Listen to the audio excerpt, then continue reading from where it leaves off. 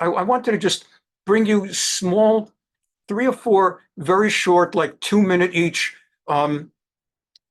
clips of archaeology that has been done in Jerusalem and that actually has verified and validated what we're learning. So let's start with that. And then we'll get more into text and all that additional good stuff. But let's start off with this.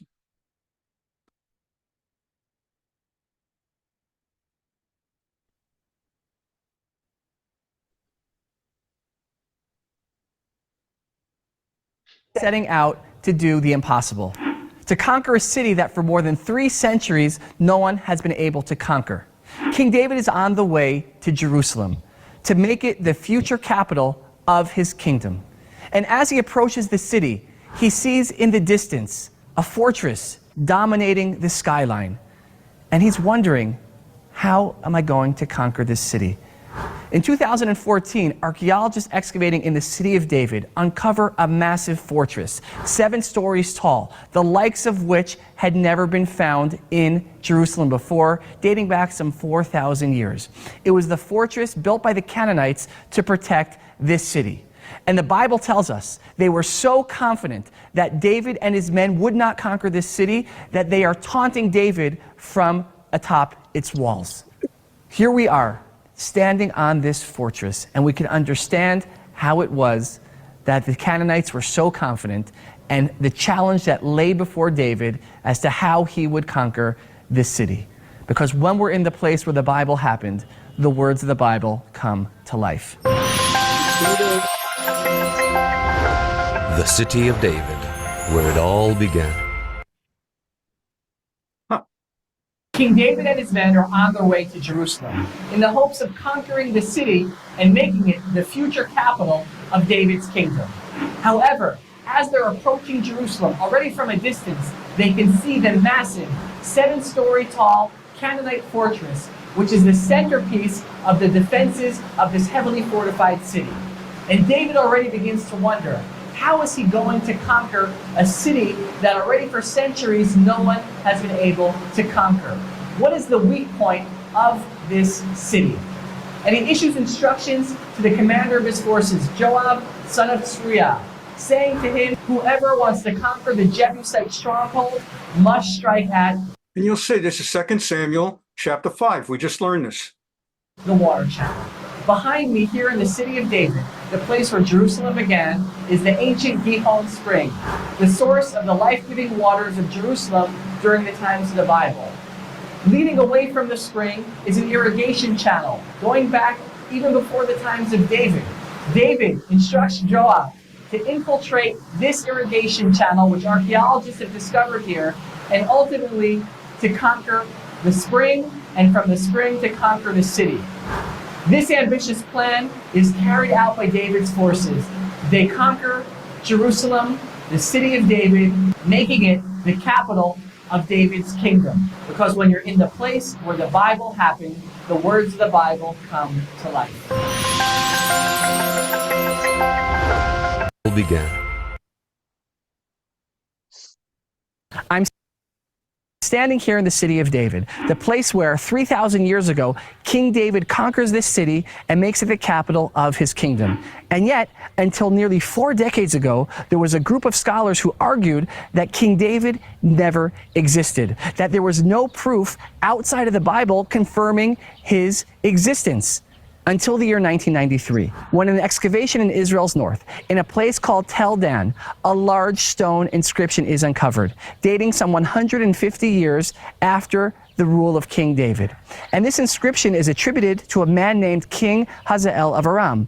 And this King Hazael is himself mentioned in the Bible, in the 2nd book of Kings. And he was in a good mood. Why? Because the inscription tells us that he had just won a decisive military victory. Over who? Over a king from the house of David. And if there's a house of David, that means that there was a King David. Today, consensus among archaeologists and scholars is that there was, in fact, a historic King David. Now, the Bible tells us that King David ruled from Jerusalem. And where was Jerusalem during the time of David? After 150 years of archaeological excavation, the answer is clear. right here where I'm standing in the city of David, the place where Jerusalem began. Because when you're in the place where the Bible happened, the words of the Bible come to life.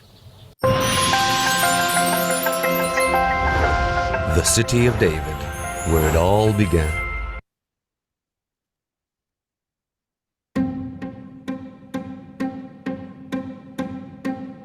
We are standing at the Givati parking lot excavations at the City of David National Park. The excavations are being conducted by the Israeli Antiquities Authority and by Tel Aviv University. Behind me, you can see an installation that is very, very unique. There is nothing parallel to that. It is made of a chain of channels that were cut into the rock and was probably used for some industrial or agricultural activity.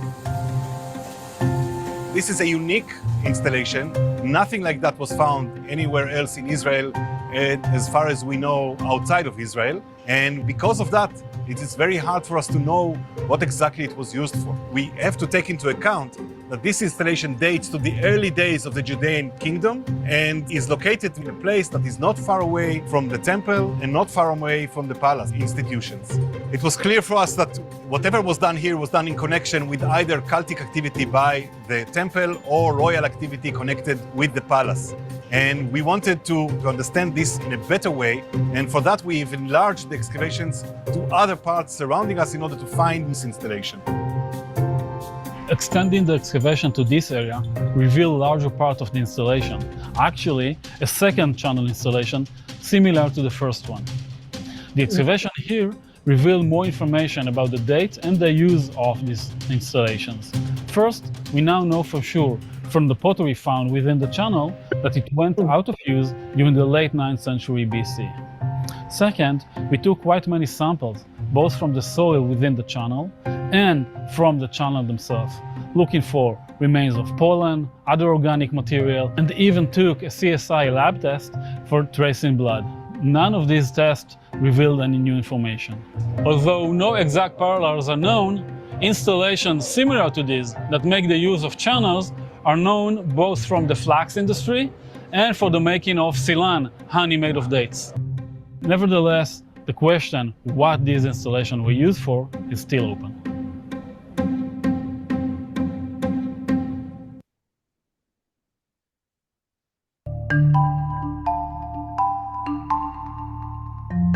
Jerusalem of the late Iron Age, the late First Temple period, was a major local center, not only administrative or religious, but also economy.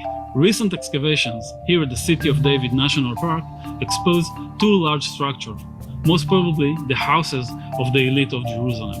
One was exposed here at Givati excavation conducted by the Israeli Antiquities Authority and the Tel Aviv University, and the other at the eastern side of the hill at Beit Shalem, conducted by the Israel Antiquities Authority.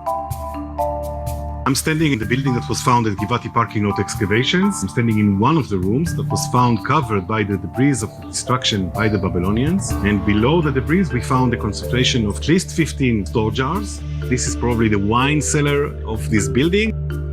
You can still see some of the sherds glued here to the wall. The moment that we found these store jars, we also found on two of the handles a stamp impression of a rosette that tells us that these store jars were connected to the Judean administrative system close to the end of the First Temple period. These kind of jars are found usually in the destruction debris here and also at Beit Shalem. These jars usually contain something like 30 liters of liquid, and the assumption was always that it's either wine or olive oil, but we wanted to find a positive proof from the actual store jars, whether we can see what was actually stored in them. And we send them to the laboratory for the examinations of residue analysis.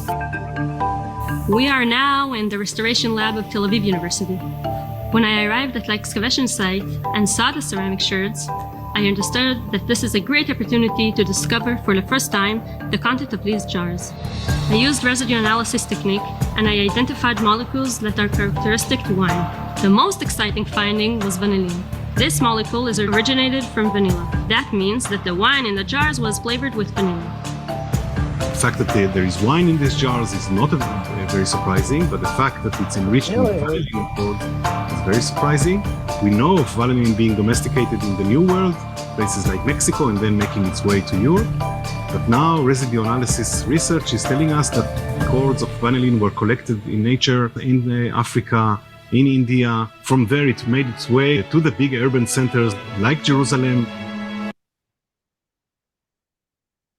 And we're going to keep looking at some more of this. And we'll be starting very soon with the other text. Let's see, we've got this one. Okay. Standing here in the city of David, the place where Jerusalem began. And if this is the city of David, it begs the question, where was King David's palace? Until 2005, all of this is underground. Our visitor center was directly above my head. One morning, a woman named Dr. Eilat Mazar comes into our offices and says to us, you need to move your visitor center. We asked her why. She says, beneath your feet, you will find the palace of King David. So we said, Dr. Mazar, people have been excavating here in the city of David for nearly the last 150 years. No one's ever said that before. What makes you so certain this is the place? So she shows us a discovery made some 60 years ago of a royal Phoenician capital. Phoenicia is modern-day Lebanon, and this capital would have stood atop an ancient column or pillar in an important structure. Dr. Mazar says that this royal Phoenician capital proves that where I'm standing right now is the location of King David's palace. We asked her, what's the connection? And she says in the second book of Samuel, chapter 5, King David has conquered Jerusalem. Immediately afterwards, he turns to his neighbors in the north, the Phoenicians, and in verse 11 it says, King Hiram of Tyre sent envoys to David with cedar logs, carpenters, and stonemasons, and they built a palace for David. Why do we find a royal Phoenician capital here in the city of David? Dr. Mazar says the reason is because it was the Phoenicians who built King David's palace. So Dr. Mazar begins to dig, and she finds to the north, to the east, walls more than 20 feet thick, and at the base of those walls, antiquities dating back to what she believes is the time of King David 3,000 years ago, strengthening her belief that she had discovered the palace of King David himself. Because when you're in the place where the Bible happened, the words of the Bible come to life. So, two more of these. Okay.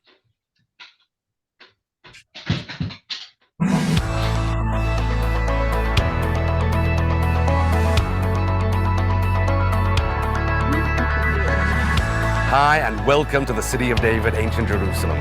I'm James, and I'll be guiding you in one of the most fascinating sites in the world, where the most incredible discoveries have been revealed. Join me on a journey you'll never forget. For the last 2,000 years, millions have arrived in Jerusalem, walking around the old city through the narrow stone alleys, with a Bible in their hand as their guide, identifying all sorts of sites and structures with biblical and historical events and figures. One of those figures is King David, the king who captured the city 3,000 years ago and united the 12 tribes of Israel under one capital. Mistakenly, they identify a fortress near Jaffa Gate with King David's citadel, thinking that was ancient Jerusalem. They were all wrong. Biblical Jerusalem is outside the old city. This is biblical Jerusalem that was buried and lost for almost 2,000 years. This discovery was made by Captain Charles Warren, an archaeologist and a young engineer who was sent by Queen Victoria of England back in 1867 to explore the land of Israel. Warren discovers that the only natural source of water of Jerusalem is located down here in the Kidron Valley on the eastern slope of what is known as the City of David. He walks into the spring, looks above his head, and finds an underground carved tunnel with sets of ropes and ladders he brings with him. He climbs up through that underground tunnel and finds himself on the hilltop we're standing on now, realizing he probably walked the footsteps of King David. 2 Samuel chapter 5 describes how King David and his men captured the city by climbing up through the water system, an underground tunnel, and captured the city. That's when Warren realized this is probably ancient biblical Jerusalem. Warren was mocked by many, but ever since that day, curious archaeological teams start arriving to this site with a shovel and a Bible, exploring and digging, finding amazing artifacts that changed the world understanding regarding ancient biblical Jerusalem. I'm going to take you back in time when Jerusalem was the capital of Judea and of the Jewish people in biblical times, the place where 3 main monotheistic religions and 4 billion people worldwide can trace part of their historical and spiritual DNA, where we find amazing artifacts and where the biblical events took place. Welcome to the city of David, where Jerusalem began. And last of all, of these different clips, here we go. Oops. Try to get that again. Okay, guess if I lost it, I lost it. Okay, but you get the idea. Try it one more time. Okay, but you get the idea. So the extraordinary thing is that, as we just saw, that the very chapter we're learning for the last week or two, chapter 5 of Shmuel Bet, 2 Samuel, has been the focus of a great amount of archaeology. Israel, more than almost any other country in the world, has an archaeology, and I'm saying it in a good way, obsession, not in a joking way or a mocking way. It's an obsession in Israel. As Americans, we don't relate to it the same way because we don't have anything to dig up. Because we, in America, we just don't have that same rooting in the Bible. And likewise, other countries, there's just nothing like being rooted in the Bible.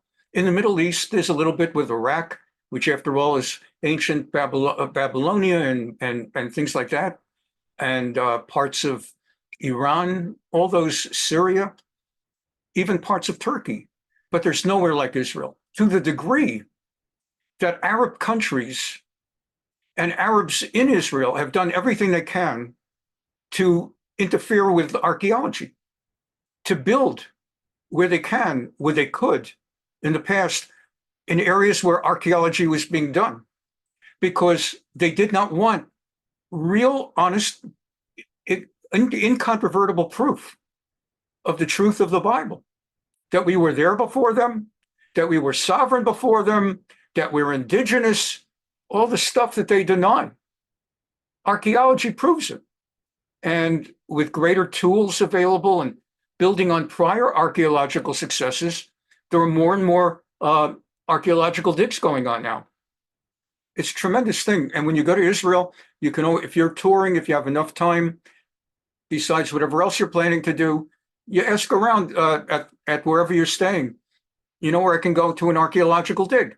At the very least, you'll see what it is. And they often take volunteers if you're willing to get dirty and dig with your hands. You don't know what you might come up with. You might come up with sand and dirt and soil, or you might come up with a piece of pottery shard that together with 20 other pieces of shard can be glued together and turned into a cistern of some kind that holds wine made with vanilla. It's just an extraordinary thing. So let's go back to the original book that we've been studying, but I wanted to share that. It's really just wonderful. Here we go.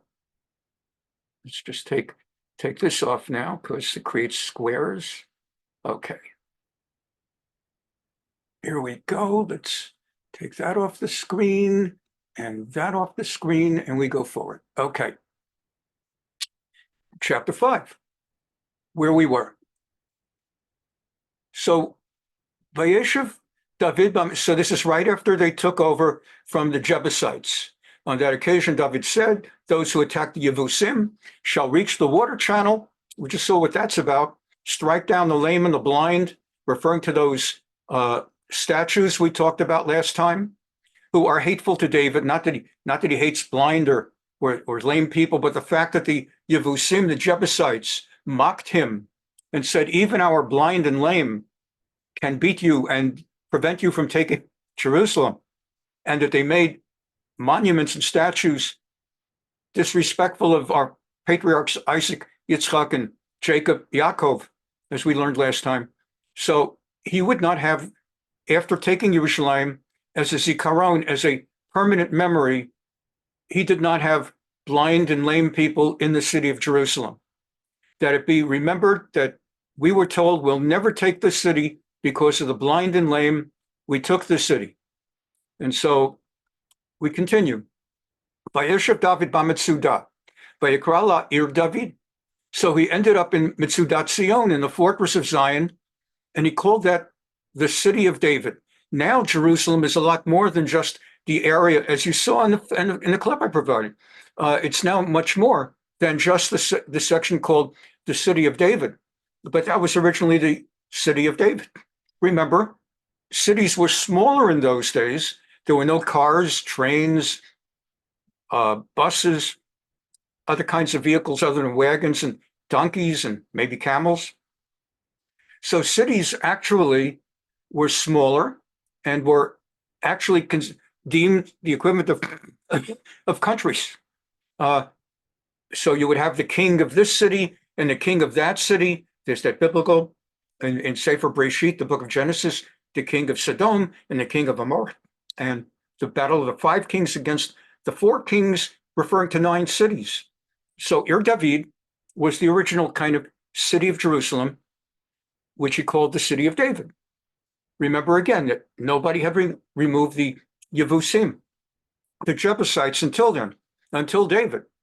Va'iven David saviv min hamilo v'vayta, and then he fortified the whole area so that it would be unconquerable by other people, make it strong. Many of the walls that you see when you visit Jerusalem, those are not from David's time. Those are from the period of the Crusades. They're still pretty ancient, huh? More than 1,000 years. And the Kotel is another story. Kotel goes back to the time of Herod and the Second Temple. In fact, just a quick word on that as we go forward. What happened with the Kotel, the Western Wall, is that Herod was a very, very interesting kind of dictator over the Jews, who was partly Jewish himself. He's referred to in the Christian Bible. And Herod, on the one hand, was a dictator and evil guy.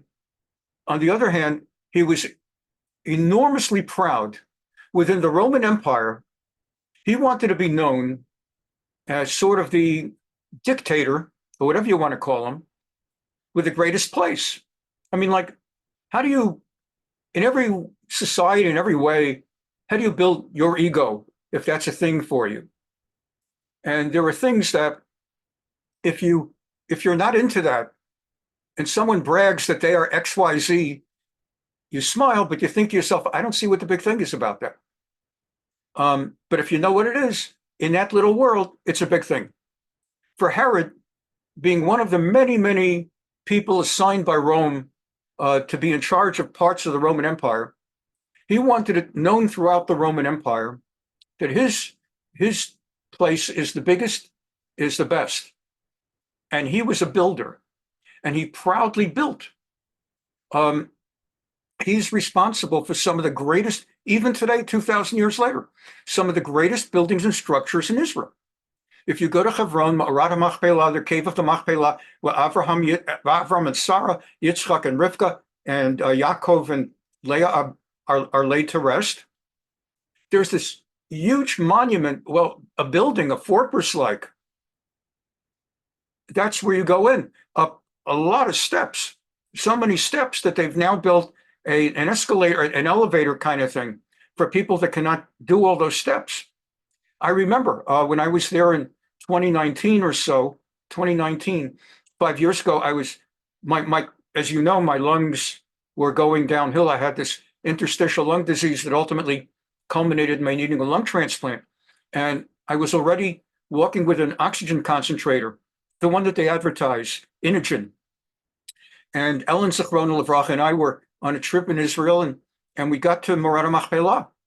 And I had last been there years earlier when I was totally healthy, went to the gym 6 days a week. I didn't think about it.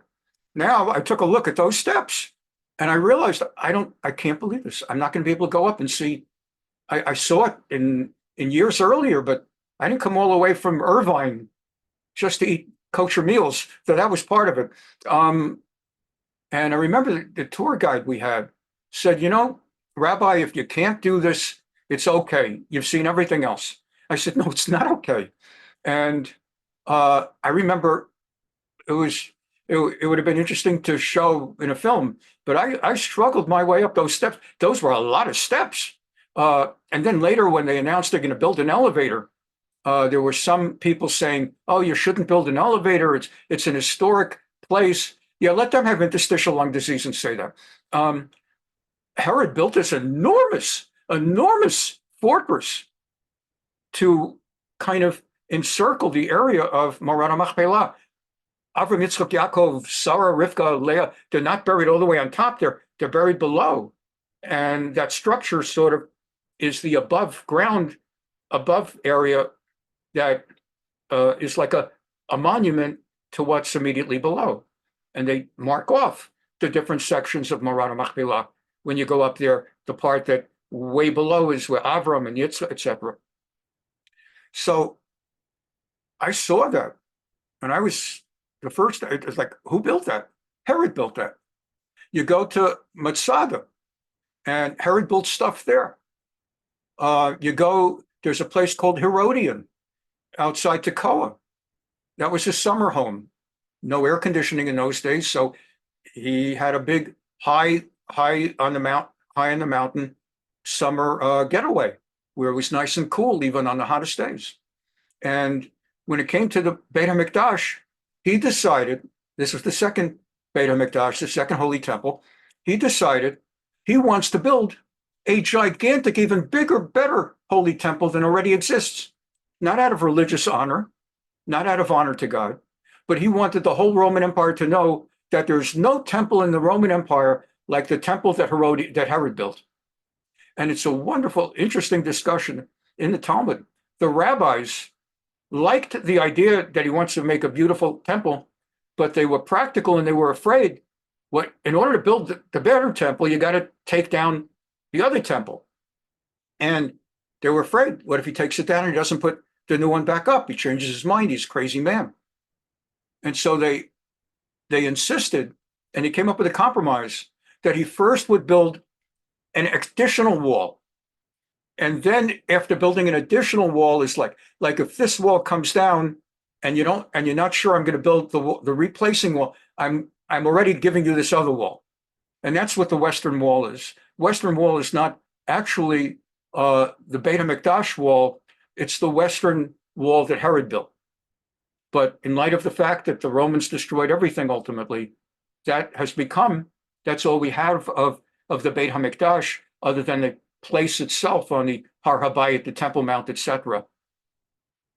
Well, when we consider all of that, and how David took Yerushalayim and created Ir David, when you go there, when you go to the so-called Old City, the eastern part of the city, they'll point you again to Ir David, the place that's known as the City of David. Let's continue. So as we were learning, he gets the City of David, and he built even greater fortifications. And David just built more and more, and he rose and he became greater and greater, and God was with him. And we're going to look a moment at a commentary about that, and we're going to quickly dispel any thought about whether he had ego and any kind of self-aggrandizement, narcissism, like Herod, seeking to build and fortify, thinking he's great. That's not what it was, and we're going to look at it in a moment at the commentary on it. But let's just get in another two verses first. By Yishlach Hiram el Tzor, we learned about him. Hiram, the king in Lebanon, or in those days it was called Phoenicia. Tzor is the city now on the map. Tyre, Tyre. So we learned how Hiram sent gigantic rocks, stones, like the stones you see in the Western Wall, these gigantic stones, and stone masons who could craft them. And he sent the cedars of Lebanon, talked about that, and special craftsmen, special woodwork carpenter people who could do that. And we talked about how he sent that both to David to help him build his own palace, and then later in the time of Shlomo, King Solomon, David's son, to build the Beit HaMikdash, the first one. So Hiram, king of Tyre, sent to David, Atzei Arazim, cedar trees, cedar wood, Charshe-eitz, carpenters who could cut and craft wood, the Charshe Evan here, and those stonemasons who could chisel and cut stones for a wall. Vayivnu Bait LeDavid, and they built a palace, a home for David. And we just learned in the clip that they're starting to find bits and pieces about where he was. Vayeda David ki hechino Hashem lemelech Yisrael. And this is the sentence, the verse I want to actually bring in commentary. David knew that it was God who made him king, that God established him as the king of Israel. That is to say, he was not filled with ego and self-aggrandizement. He had this humility. He knew it was not he. It's not that I'm a great fighter, I'm a great warrior, I can't be stopped. He understood everything was by the grace of God, and that God was fulfilling the original anointing by Shmuel Hanavi, the prophet Samuel, the prophecy that he would become king. He recognized that God was doing this not so much for him, David, but for the Jewish people, for the nation of Israel. See if I can quickly find that. A Barbanel, is it? See if it's this one. Yeah. This is on that verse, verse 12. David, like, how did he know, what went through his mind that God had made him king and fulfilled everything? When David saw that he successfully, actually plural, not only himself, not shalachad, but shalachtu, when he saw that he and his men successfully had captured Jerusalem, and there were thrones for judgment, like courthouses, and thrones for a palace for David. And when he saw all of this, and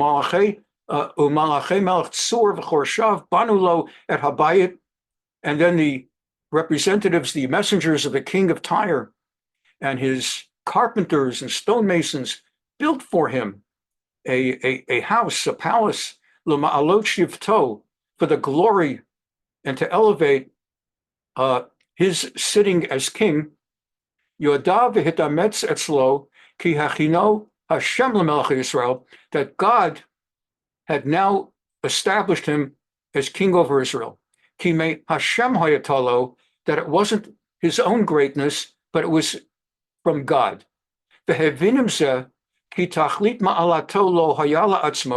And he understood from this that the essence of his rising and succeeding was not of his doing for himself, but rather for the good of the nation of Israel. And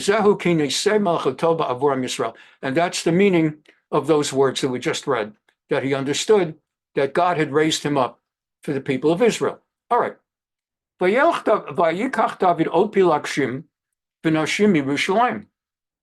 So the text goes on that David now, having established himself in Jerusalem as king, 7.5 years in Hebron, now beginning the 33-year reign in Yerushalayim, he took more concubines and more marital wives in Jerusalem. We've learned in the past that the difference between a concubine and a wife is that a wife is a formal, let's say, licensed contractual marriage where a man gives a ketubah to the woman, which includes obligations on the man to provide for the woman her clothes and her shelter, her needs, and God forbid the marriage ends, he has obligations after the marriage that we nowadays refer to as alimony. It's a formal marriage. By contrast, a pelegesh, a concubine, has none of those protections or rights. A concubine basically says, for whatever reason, I'd like to have this marriage-like intimate relationship, maybe under your roof with you, maybe with my own bedroom also, but I understand I have no security. There's no guarantee you'll take care of me with my clothing and food and shelter and whatever, and there's no guarantee of any alimony. Why would a woman do that? First, we have to put ourselves in a different era. And it's not only David, there were a lot of people we learned in Sefer Shoftim about Pilagshim and other cases of concubines. Nowadays, a woman very often has a career. She either can work as a secretary or a school teacher or a doctor or an attorney or an expert in artificial intelligence or an airplane pilot, I don't know, a basketball player. Nowadays, women can have all kinds of careers and they can provide for themselves. And so if they don't find the right guy or a decent guy, they can make it on their own. In that world, a woman could not provide for herself. So she needed someone to take care of her. As long as her father was alive, her father could provide for her. Once the father passed away, if it took that long and she still wasn't married, she was in a bad situation. And if she couldn't get married any other way, women were willing to be concubines and take their chances. You and I, we often meet people who are not necessarily starving, but they're in bad straits for one reason or another. And you talk to them and you find out how they got messed up. And while you smile and you express sympathy, in your mind, you think to yourself, how could that person have done that? How did they get themselves into, who would have done that? People take chances. It seems at the time like it makes sense. And then it's a chance you might not take. Maybe you would hear it and say, I'm not going to do that. There are people that do these things. They take their chances. And then if it works out, see, I told you so. And if it doesn't work out, so Pilagshim, concubines would be women who took chances. Now, if you're going to be a Pelegish to David, dollars to donuts, he's not going to send you away. He's going to have enough of a royal treasury that even if he stops paying attention to you, he's not going to be a bad guy. And you'll be with other concubines in that palace, and there'll be plenty to do and plenty of people to talk to, and you'll have lifetime security. Now, if you're a woman and you're thinking to yourself, that's not for me, I get it. But again, 3,000 years ago, 2,500 years ago, different circumstances, different situation. And so, especially if someone was a king or someone who was really powerful, very wealthy, we see a number of cases where they talk about Pilagshim concubines. So David took on wives and concubines in Jerusalem. Now, he already had a bunch. He already had 6 wives. We learned that because, well, I'm going to show it to you in the text, just to refresh your memory. Let's take a look. So to remind you, let's see if we can find this. Okay, in 2 Samuel chapter 3, Perek Gimel of Shmuel Bet, just a few chapters ago. Vayivaldu leDavid banim bechevron. David had children in Hebron. Vayehi b'charo Amnon, his firstborn, at least some say it was a different, but first in Hebron was born to Achinoam, a Yisraelite. You may remember he married a woman from Jezreel. She was the widow of the crude skinflint guy that wouldn't give any money or food to support David's troops when they were running away from Saul. Don't want to take out the time now. We've done it a few times already. Achinoam. So that was the first one. Then there was Abigail, and he married Abigail. Achinoam was the second one. Abigail was the widow of Nabal, the crude and boorish fellow that would not give any sustenance or money or food, and that was in the Carmel. And so they were kind of near each other. Carmel and Jezreel are the basic area, and they both in the same chapter, if you remember. So anyway, he had a second child, Mishnehu, from the word Shanayim, Sheni, Kilav. And I was born to Abigail. And the third one was Absalom, who was born to Ma'acha. And you may recall Ma'acha was the Yafat Toar. She was the very beautiful woman who was taken in a battle when we learned in our class the laws of If you go to war and then in winning the war, you encounter a beautiful woman that you would like to have, you're not allowed to be physically intimate with her unless you take her on to marry her. In other words, you can't rape or otherwise be intimate with her. Under the halacha, we learn that law. She has to shave her head and she has to mourn her family for 30 days. And we learned that was who Ma'acha was. And she was the wife of the king of Geshur. And even so, we learned that even though the law permits marrying a Yafat Toar, a beautiful woman taken in battle as a survivor of the battle, that the children, because she's going to have to convert to Judaism. So the children of such a union typically will come out not good, not ideal. And as we're going to learn later on, Absalom is a exhibit number one as to a child of Yafat Toar who came out disastrous. It's because, you're the child of a mother, especially if you've got 18 mothers in the household. The father doesn't have time, is not going to devote that much time to the children. Even if he tries, you've got 18 children with 18 different wives or whatever, and concubines. You just can't be the impact. The impact is going to come from the mothers. And if the mothers are holy and righteous, and their children can become holy and righteous.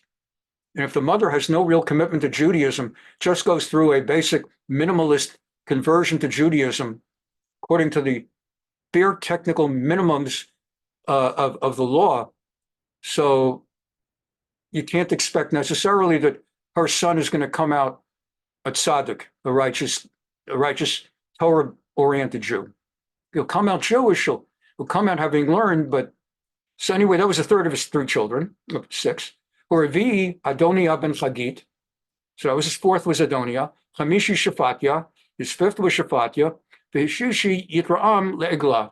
And then he had a wife named Eglah. The Talmud says that might be Michal, the daughter of King Saul, about whom we've learned recently. There's different reasons. I don't want to take out the time now. It may be that Eglah refers to Michal. It may be Michal is a separate wife. So David already had 6 wives in this tally, going back to the text. So he already had 6 wives in the tally. And now in Jerusalem, beyond what he had in Hebron, he took more wives. After he went from Hebron, and he had more children. And it lists the names of children that he had in Jerusalem.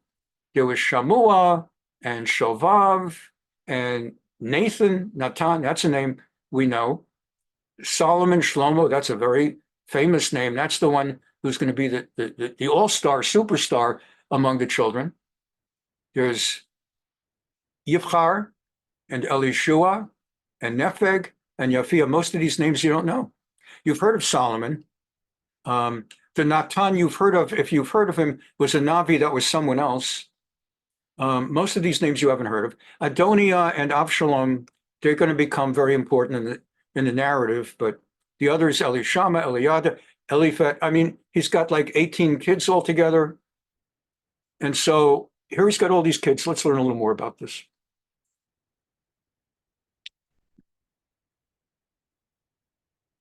So first of all,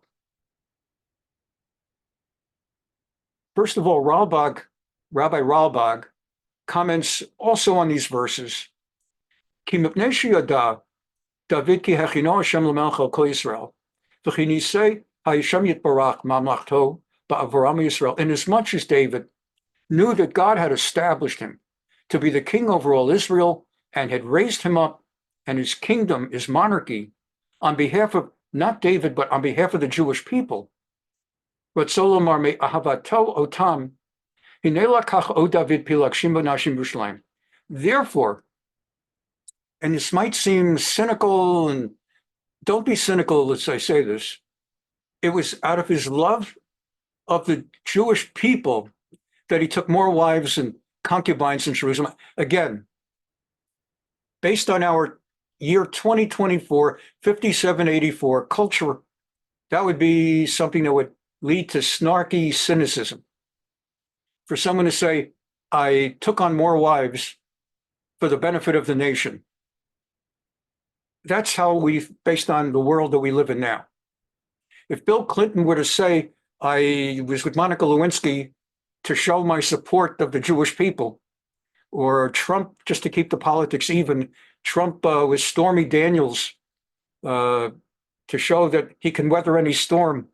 Everybody would be snarky, rightly so.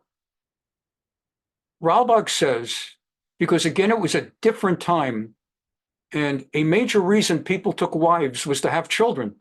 In those years, that really was the mindset. Now, I'm not saying they did not enjoy a wife for all the reasons a man would enjoy being married to a wife. But if like what you're looking for, first of all, is to have a real good friend, somewhere around the 10th, 15th, 18th, you already have a friend. If you're looking for somebody to cook you a meal, by the 10th or 15th wife, you already have somebody to cook you a meal. Or if you haven't found somebody that can cook you a meal by the 15th, you better start ordering takeout. The idea of just marrying, it really is to have children, to populate the world with Torah children, and to give the nation a nation of Davidic dynasty, which he was just beginning. And he knew would be the foundation of Messianism. In time, the Mashiach would come from the house of David. I want to just take another moment on that as we continue. In ancient times, a lot of kids died young. Abraham Lincoln, he had like one kid died and Mary Todd and Lincoln, had one kid died in the first months. The second one, Willie, it was Mary Lincoln's, the apple of her eye. And then he came down with something like, I don't know, typhoid or one of those diseases, and he died. And then another one died, Ted. And only one of their four kids actually made it through, Robert. And you read about Americans at the beginning of the Civil War and Americans before in the Revolutionary period, people were dropping like flies. Really, if you had a family of 5, 6 kids, it was all you could hope for one or two kids to make it into adulthood. It really was like that. And then to take another famous example, Henry VIII, his first wife, she couldn't give him a son that was able to last more than a month or so. She had a lot of miscarriages and stillbirths. Then she had 1 or 2 that made it and died after 30 days. And the one kid that she had to manage to actually make it was a girl. Henry VIII wanted a boy, and thus began his process of getting rid of wives and replacing them with someone to find a boy that'll make it. But people died. So when David is looking to have more children, he's the king of Israel, and he's been told that it is his kingdom that will be established for all time. And by now, we know that's true. Yes, we went into exile. Yes, we're back under a secular political environment. But if there's ever a return to a dynastic Israel, or if never happens until Mashiach, we know there's no debate. It's going to be from the house of David.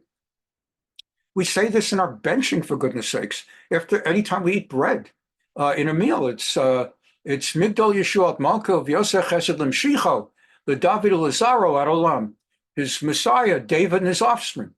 So David carried a burden. It's sort of like our father Abraham, who, on the one hand, is going to be the progenitor of a people that believes in one God, that is going to be chosen by God, a nation about which God speaks, and he doesn't have any kids. And finally, he has one and only one, after Yishmael, he has only one kid, Yitzchak.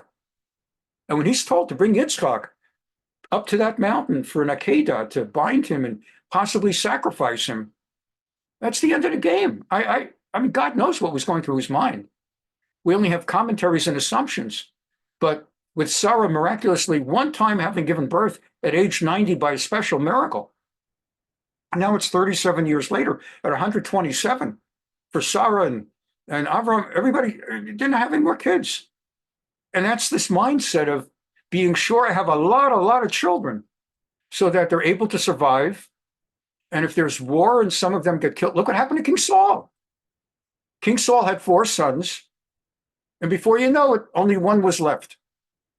Jonathan, and 2 others died in the battle with the Philistines. So to the degree that Saul might have hoped and thought he would have a dynasty that would outlast him, and forget about David, all that was left was Ishbosheth, who ended up having his own problems and ultimately was assassinated. And the next thing you know, all that's left, we're going to find out, is Mephibosheth. He's going to be a grandson who's got his own problem. We learned a little. He's going to have his own problems. So while it's easy to make to roll eyes, I'm not saying any of you did, but I just want to explain. While it's easy for someone to roll their eyes and say, "Yeah, right, he got 18 wives because he was worried about the Jewish people," it depends how you approach this.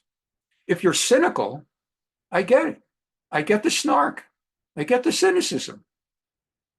And I don't think that would be like a good way for Clinton to have explained Monica Lewinsky, or for Trump to explain Stormy Daniels, trying to keep the politics balanced.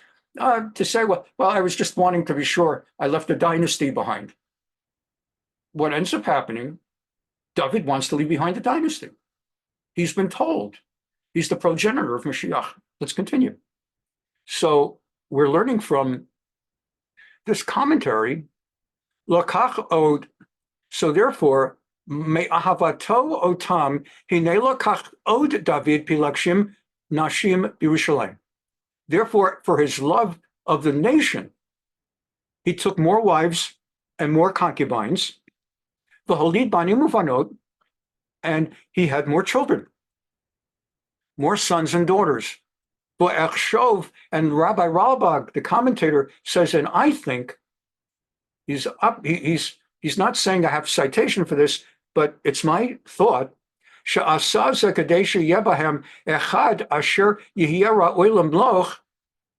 That he did this furthermore, so that there would be at least one who would be worthy to be king, that he'll have at least one born in Jerusalem that will be especially beloved by God as worthy of becoming king over Israel when that time comes. And we're going to learn that there was a point where Avshalom thought it would be he, and Adoniah thought it would be he, and we'll be learning about that more. So let's talk a little bit more about this idea of a king having all these wives. In Masechet Sanhedrin, in the tractate, Talmudic tractate Sanhedrin, Daf Chaf Aleph, Amud Aleph, folio 21a, the Mishnah. Lo yerbeh lo nashim. It says in Deuteronomy 17, verse 17, Sefer Devarim, Parak Yud Zayin, Pasuk Yud Zayin, where it talks about the requirements. God says, Ki tavo el ha'aretz asher Hashem Elokecha noten lach, when you will finally, he's talking to the Jews in the wilderness of Sinai, when you finally will merit to come into the land, the promised land, and you will inherit it and you will dwell in it, or as the UN would say, and you will occupy it.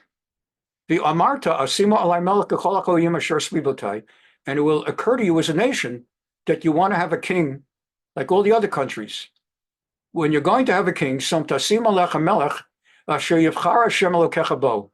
Don't just pick a king. You will pick a king that I, God Almighty, select.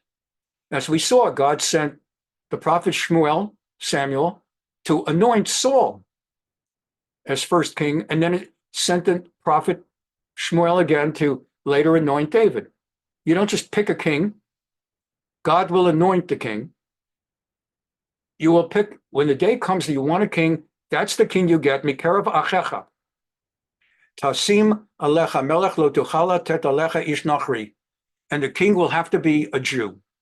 You will not ever be allowed to have ruling over the nation of Israel a non-Jew. Asher lo achichahu. And if that sounds whatever, think of that in the United States under the Constitution, a person not born in America can never be president. What if he was not born in America and came at age 1 legally? It's a big thing. Let's say he came to America legally. His parents came in legal, not a dreamer, came in legally. And he grows up and he goes to a good university and he gets a great education and he becomes a Congress representative and a senator, and he ends up the High Court, Supreme Court justice. And with all of that behind him, he decides, now I'd like to run for president. Sort of, that's what happened with Salmon Chase in, I think, 1868 or so. He was the Chief Justice of the United States Supreme Court. He had a lifetime, beautiful position, and he decided he wants to run for president. So imagine, this guy came in at 1 month old, legally with his parents, became all these great things, including Chief Justice of the Supreme Court, and now wants to run for president. Under the Constitution, he may never run for president. If you're not born in America, you don't have American parentage. Possibly, it's also if you were born out of America to American parents. I don't want to get into all the constitutional stuff now. You cannot be president unless you meet the constitutional requirements. So it's not that surprising. The Torah is saying, for God's chosen nation, Am HaNivchar, the king must be a Jew. Furthermore, Rak lo yarbelo susim, and he's not allowed to have too many horses. V'lo yashiva to Mitzrayma, and he's not allowed to bring the nation back to Egypt. Not allowed even to say, you know how King Hiram is sending workers, carpenters and stonemasons to Israel to build the palace of David? If there's an alliance between Israel and Egypt, the king of Israel would not be allowed to send carpenters and stonemasons to Egypt. You're not allowed to send Jews to Egypt. The king is not allowed to send Jews to Egypt. He's allowed to send Jews to Phoenicia, Lebanon, and anywhere else in the world, except not Egypt, because of the unique historical phenomenon that our entire foundation is built on Exodus, getting out of Egypt. Leman Harbot Sus. And you're not allowed to send people to Egypt just to procure horses, right? Egyptian stallions or whatever, to bring them back. As God said, Vashem Amar Lachem, God said, Lo tusifon lashuv b'derech ha'od. You must not go back that way again. And our instant pasuk, V'lo yarbelo nashim, v'lo yasur levavo, and he shall not have too many wives, does not give a number, V'lo yasur levavo, that they should not end up diverting his heart from proper Torah values. Okay, so we were just talking about in the Talmud, Sanhedrin 21, and I'm going to finish another 5-10 minutes, maximum, and continue next week. So it says, Lo yarbelo noshim el shmona esrei. A king, according to the Mishnah, based on what I just read you, is not allowed to have too many wives, only up to 18. Again, based on the way we think today, what is that? Not supposed to have more than 8, not supposed to have too many, so 18 is okay? Like at what point, like 18 is not too many? Rabbi Yehuda Omer, Marbehu lo ubilvad shelo yehu misirot et libo. And Rabbi Yehuda says he's allowed to have plenty of wives. The only thing is he must not marry so many wives that it gets to the point that they turn his heart. That is to say, you get involved with a wife and you get really in love with the wife and you end up with like a Lady Macbeth, or maybe not a murderous person, but a person that doesn't really believe in God so much. And she wants to bring non-kosher into his world, and she wants to bring compromises on Shabbat into his world. And she starts little by little getting him to do things that turn him away from serving God the way he knows he's supposed to. And then if he has 2 wives like that and 4 wives like that, and that's a very serious concern, which is going to become a mega concern during the monarchy of King Solomon, Shlomo HaMelech, after David's time comes to an end. That's going to be, we're going to learn that's a major, major tragedy in King Solomon's reign, that he had too many wives and some turned him away a little bit, and the whole story. Rabbi Shimon Omer, afilu achatu mesirat libo. Rabbi Shimon says he's not allowed to marry even one wife who is going to turn his heart away from what he knows he has to believe and how he has to practice. And even if she'll be the only wife he has, Harei zeh lo yisena, he must not marry her. So, in Kain Lama Namar lo yarbelo nashim. So the Mishnah says, if so, why does the Torah say he should not have too many wives? Isn't that implicit? The afilu ka'avigail. In other words, even a woman as righteous as possible, like Abigail, you can't get more righteous than Abigail. Even in that case, he may not have more than 18. So the Gemara goes into this. Let's get to number 9. Okay. Hani Shmona Esrei Minalan. The Gemara asks, so where do the rabbis learn that the maximum is 18? Because as I just read to you a few moments ago from chapter 3, it says that David had 6 wives. Israeli to Mishneu Kalav Lavigal Eshet Navala Carmeli Vashlishi Avshalom ben Macha Varavi Adoniah ben Chagit Vachamishi Shiftia ben Avital Vashishi Yitram leEgla Eshet David Eli Alduli derived. The verses I read you, that he had 6 wives and 6 kids. So it says that, and then in chapter 12 of Shmuel Bet, 2 Samuel, that's 7 chapters from now, it's going to get. We're not going to get into it now, of course. We're over time, and anyway, I wouldn't get into it now. The whole story of David and Bathsheba, David and Bathsheba, which many of you have heard of in different ways. We'll learn it our way when we get to it. But David sinned, and the prophet Natan, came to him and said to him, Ma'at v'osif alach kahena v'kahena. And what happened was, he said to him, I gave you your master's house in possession of your master's wives. I gave you a house of Israel and Judah. And if that were not enough, I would give you twice as much more. Basically, God is saying, David, to explain to David, he did wrong and he's going to be punished over the David Bathsheba instance. I gave you your master's house. I gave you the house of Saul. In possession of your master's wives, I gave you the house of Israel and Judah. You're the king of everything. And if that, and if it wasn't enough to have that, I would give you more, kahena. I would even have given you more than 6 and more than 6. So there are 2 ways to understand that.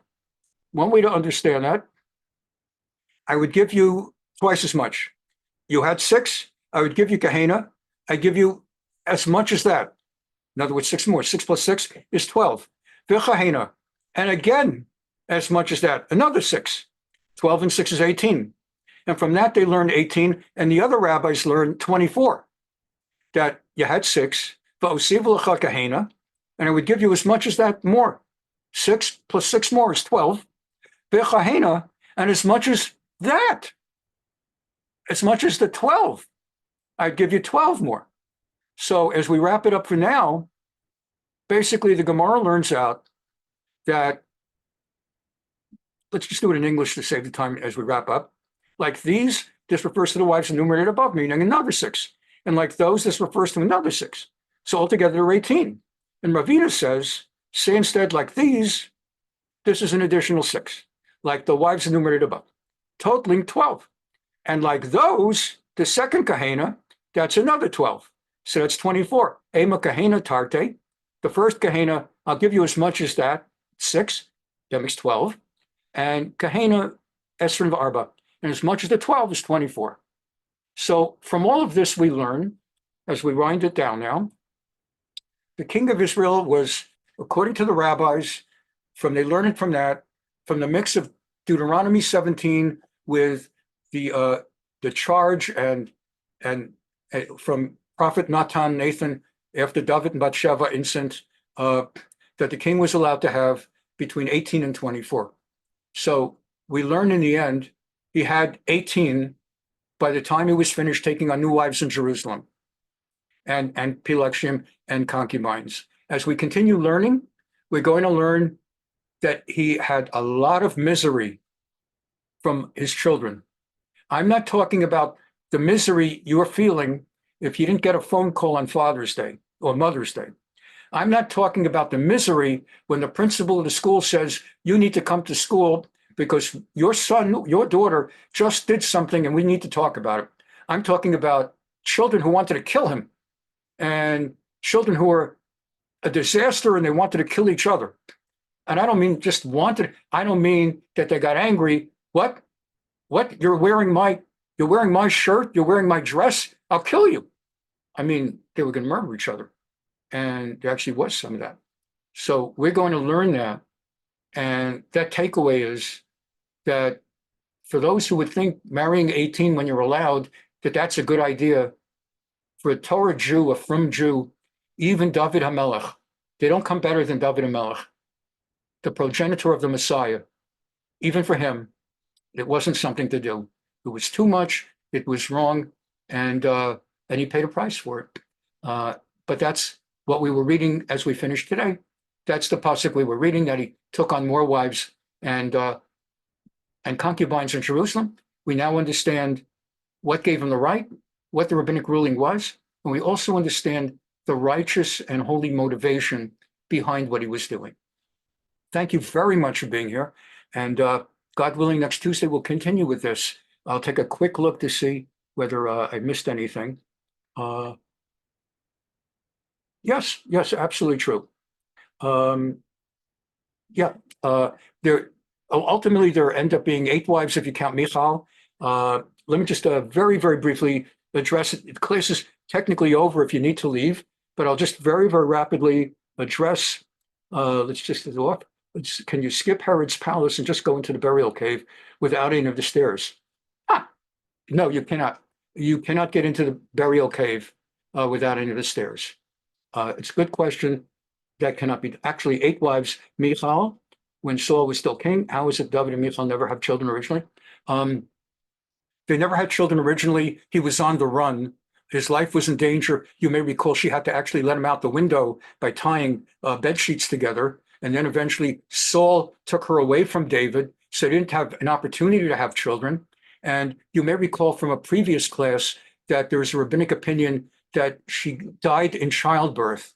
And of course, it says later, we haven't learned that pasuk yet, but it's going to say that Michal did not have a child until the day she died. So some rabbis understand that means she never had a child. And some understand it meaning she never had a child. And she gave birth and she died in childbirth. So she never had a child until the day she died. And last, no eye rolling, but acknowledgement that our yes, we're both righteous and not in the pursuit of childbearing women. Yes, we don't have perfect people. Never did have perfect people. Abraham, we just learned a few weeks ago, Rashbam says that God forced upon him the binding of Isaac because Abraham made a vow that he's going to allow 4 generations of Philistines to be sovereign. Moses, he wasn't allowed in the promised land. He had to go on Mount Nebo and look across because if something had happened in Parshas Chukat with the rock and the water and we'll learn about that more. No, we won't. We're not doing Chumash. But the rabbis aren't sure what the sin was, whether it's that he hit the rock, because it says in the Torah, in that chapter 20 of Sefer Bamidbar, it says that he hit the rock. But on the other hand, a few verses earlier, God said to him, take your stick and go, or your staff and go to the rock. And once earlier in the book of Exodus, Shemot, God had told him, take the stick and go to a rock, and he hit it. Final word, and class is over. Since I got on this, I didn't intend to. Just a final word about media coverage of Israel. Really quick. And it was meant innocently. It wasn't even to make Israel look bad, but just to show you what schlocks journalists can be. This goes back 5 or 10 years. Wall Street Journal, which is pretty good on Israel, ran a report that, unknown to the public, it's a special investigative scoop in the Wall Street Journal, are our investigative journalists have just learned that Israel has entered into a secret pact with Iraq to start getting water.